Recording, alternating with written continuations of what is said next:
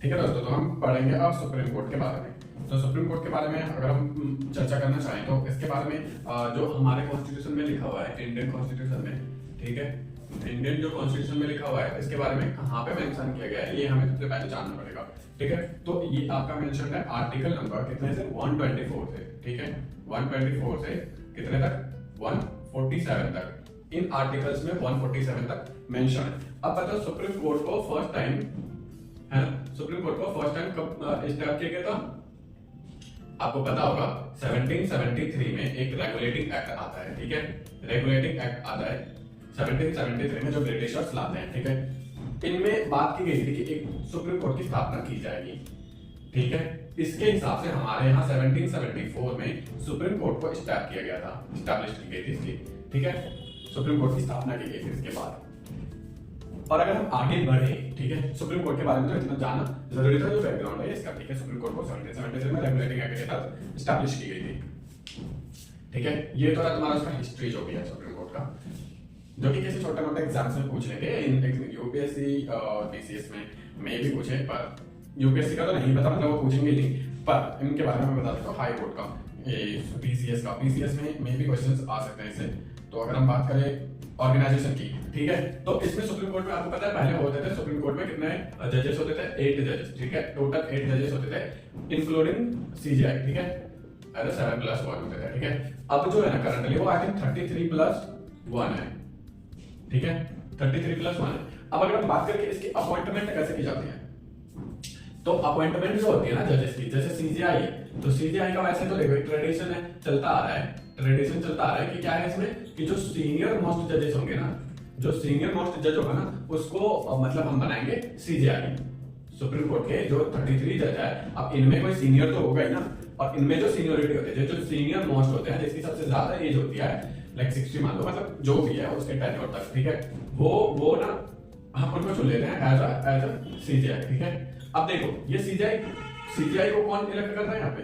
बन कैसे रह सकते? सीनियर मोस्ट तो ठीक है, इनको प्रेसिडेंट अपॉइंट करता है। कौन करता है अपॉइंट? प्रेसिडेंट अपॉइंट करता है विद आफ्टर कंसल्टेशन, ठीक है, after consultation with all the जो भी नेसेसरी है, जो भी नेसेसरी जजेस लगते हैं तुम्हें हाई कोर्ट और सुप्रीम कोर्ट के, उनसे आपको मतलब कंसल्ट करनी पड़ेगी, जो भी मतलब सबसे नहीं, पर हाँ जो जरूरी है, जिनसे बात करनी जरूरी है, you have to ask them, you have to consult with them, ठीक है। उसके बाद सीजीआई को अपॉइंट कर देते हैं, ठीक है। अगर हम बात करें अदर जजेस की, ठीक है, अदर जजेस ऑफ द सुप्रीम कोर्ट, तो उनको कौन अपॉइंट करता है? उनको भी प्रेसिडेंट ही अपॉइंट करते हैं। अपॉइंट तो प्रेसिडेंट ही करेंगे इसको भी, है ना, इनको भी प्रेसिडेंट ही अपॉइंट करते हैं। बट ये सीजीआई के कंसल्टेशन के बाद होता है ये।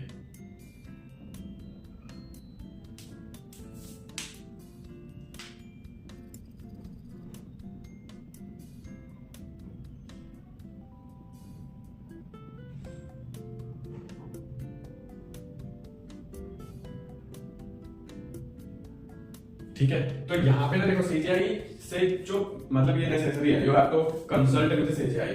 बिना सीजीआई के कंसल्टेशन के you can not appoint, you president can not appoint any जजेस ऑफ द सुप्रीम कोर्ट, ठीक है। यू हैव टू कंसल्ट, इतना ही नहीं, आपको कंसल्ट हाई कोर्ट से भी करना पड़ेगा, हाई कोर्ट के जजेस, चीफ जस्टिस से भी, ठीक है। तो तुम कहोगे कि हाई कोर्ट से पूछने की जरूरत है, अब भी पता है मैंने कि सबसे पूछने की जरूरत है, तो यहाँ भी नहीं है ना हाई कोर्ट में भी, जो सुप्रीम कोर्ट के सीजीआई कोर्ट से के लिए, सीजीआई नहीं अदर जजेस के लिए जो तुम अपॉइंटमेंट करते हो, वहां भी तो तुम्हें नेसेसरी नहीं है सबसे पूछना, पर हाँ यहाँ पे भी आपको नेसेसरी नहीं है, पर पूछना तो पड़ेगा, पूछना मतलब कंसल्टेशन आपको करना पड़ेगा, F A agree with it, ठीक है। अब अगर हम बात करें क्वालिफिकेशन की, तो क्या क्वालिफिकेशन होगी? He must be a citizen of India,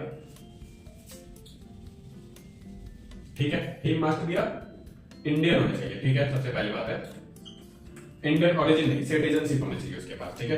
he should have जजेस ऑफ सुप्रीम कोर्ट और he should have been high court, ठीक है, जज होने चाहिए हाई कोर्ट के कितने ईयर तक? 5 ईयर तक, ठीक है, 5 ईयर तक ही should be, he have been जजेस of the high court for 5 year, और एडवोकेट हो अगर 10 साल के लिए उससे सबऑर्डिनेट में, ठीक है।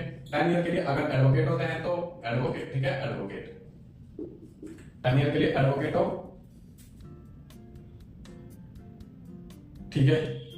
और या फिर तुम कह सकते हो प्रेसिडेंट के नजर में एक अच्छा कानून के जानकार हो। और उसके बाद ही also office until attain the age of 65 year, ठीक है। अब वो 65 की एज तक करेंगे काम, ठीक है। इनका लास्ट टाइम कितना होता है 65, ठीक है। 65 एज याद रखना 65, ठीक है।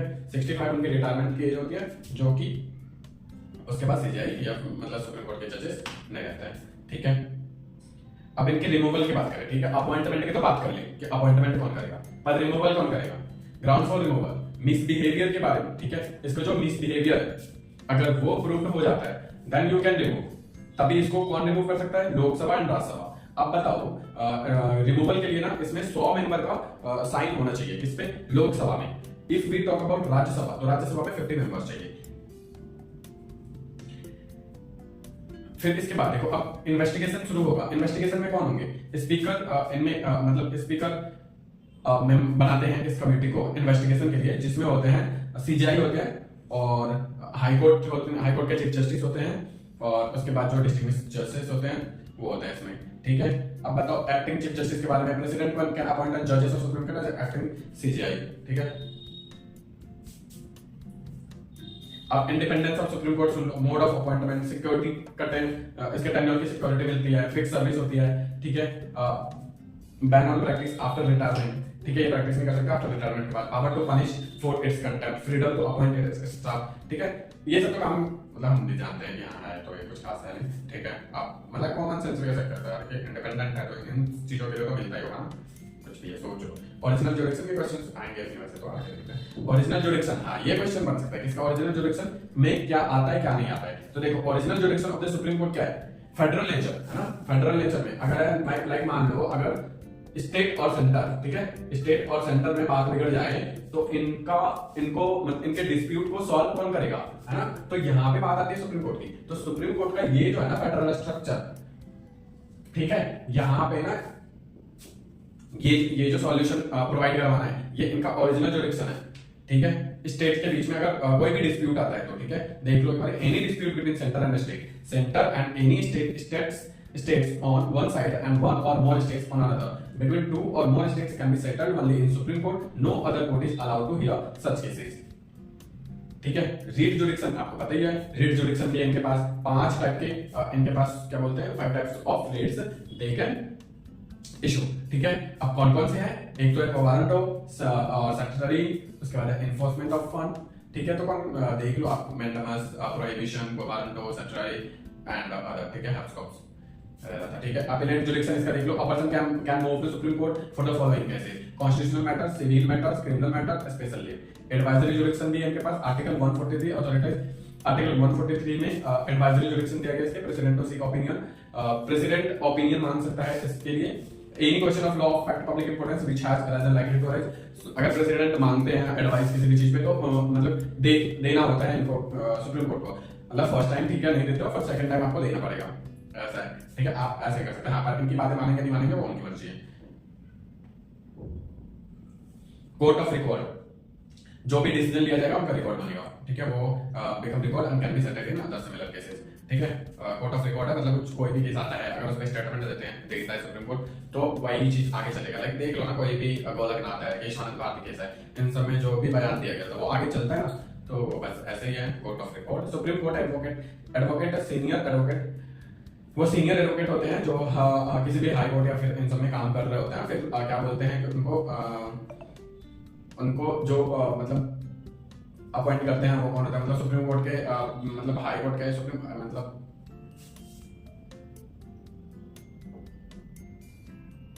देखो senior advocate they are designed as senior advocate by the supreme Court of India.